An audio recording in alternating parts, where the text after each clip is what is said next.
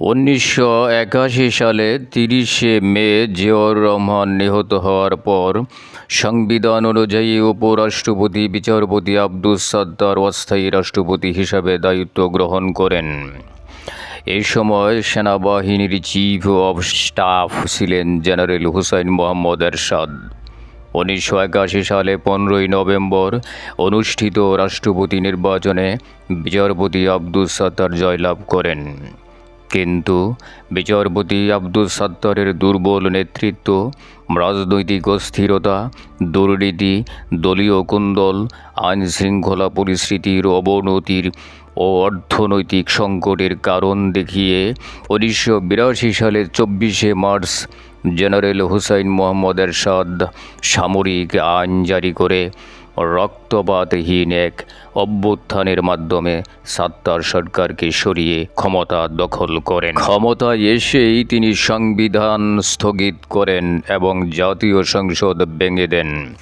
Supreme কোর্টের অবসরপ্রাপ্ত বিচারপতি আহসান উদ্দিনকে রাষ্ট্রপতি নিযুক্ত করা হয়। সামরিক বাহিনীর প্রধান জেনারেল হুসাইন মোহাম্মদ এরশাদ প্রধান সামরিক আইন প্রশাসক হন। 1983 সালের 11ই ডিসেম্বর রাষ্ট্রপতি আহসান উদ্দিনকে অপসারণ করে জেনারেল হুসাইন মোহাম্মদ এরশাদ নিজেই রাষ্ট্রপতি পদে আসীন হন। 1982 সালের 24শে মার্চ সামরিক শাসন জারির পর রাজনৈতিক কার্যক্রম নিষিদ্ধ করা হয়। পত্র পত্রিকা স্বাধীনভাবে সংবাদ পরিবেশন করার অধিকার থেকে বঞ্চিত হয়। শেখ হাসিনা ও ডক্টর কামাল হোসেন, মোহাম্মদ ফরহাদ সহ বেশ কয়েকজন নেতাকে গ্রেফতার করা হয়। ছাত্রলীগ, ছাত্র ইউনিয়ন, জাসদ ছাত্রলীগ সহ কয়েকটি ছাত্র সংগঠন 1983 সালের ফেব্রুয়ারি মাসে সামরিক শাসনের বিরুদ্ধে প্রথম বিক্ষোভ করে। শুরু হয় ছাত্র সংগ্রাম পরিষদের নেতৃত্বে এরশাদ বিরোধী আন্দোলন। এই আন্দোলনে পুলিশি হামলা এবং সরকার সমর্থক সন্ত্রাসীদের কর্মকাণ্ডে বেশ কয়েকজন ছাত্র নিহত হয়। জেনারেল হুসাইন মোহাম্মদ এরশাদ ক্ষমতা গ্রহণের শুরু থেকেই ব্যাপক রাজনৈতিক বিরোধিতার মুখে পড়েন।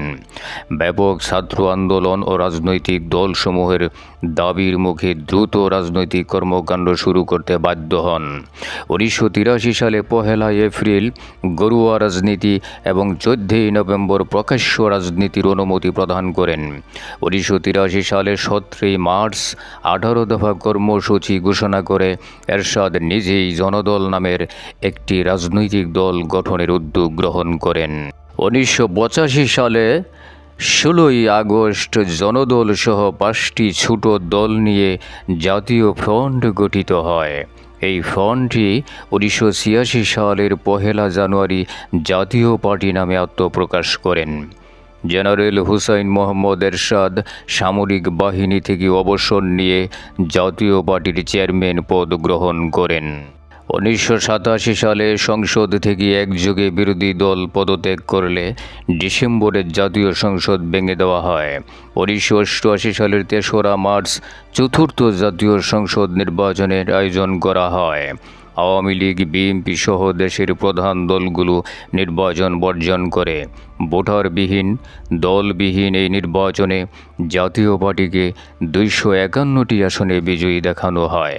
সরকার অনুগত আসম রবের নেতৃত্বাধীন সম্মিলিত বিরোধী জোটকে 19টি আসন দেওয়া হয়। বাকি আসনের 3টি জাসদ সিরাজ, 2টি ফ্রিডম পার্টি এবং 25টি স্বতন্ত্র প্রার্থীদের মধ্যে বণ্টন করা হয়। জেনারেল হুসাইন মোহাম্মদ এরশাদের পদত্যাগের এক দফা দাবিতে একমত পোষণ করে এবং সকল জোট ঐক্যবদ্ধ আন্দোলন শুরু করে। 3 জোটের হরতাল এবং ঢাকা অবরোধ কর্মসূচির ফলে এরশাদ বিরোধী আন্দোলন তীব্র থেকে তীব্রতর হতে থাকে।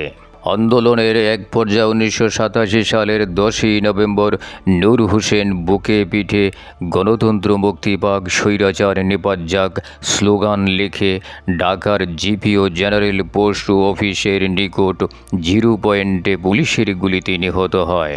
এতে আন্দোলনকারী জনগণ আরও ক্ষুব্ধ হয়।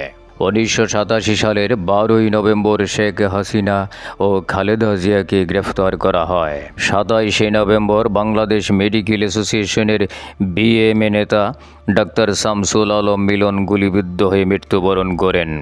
এতে এরশাদ বিরোধী আন্দোলন চরম রূপ নেয়। এই সময়ে আওয়ামী লীগের নেতৃত্বাধীন 8 দলীয় জোট, বিএনপি নেতৃত্বাধীন 7 দলীয় জোট এবং 5 দলীয় বাম জোট একটি অভিন্ন কর্মসূচিতে ঐক্যবদ্ধ হয়।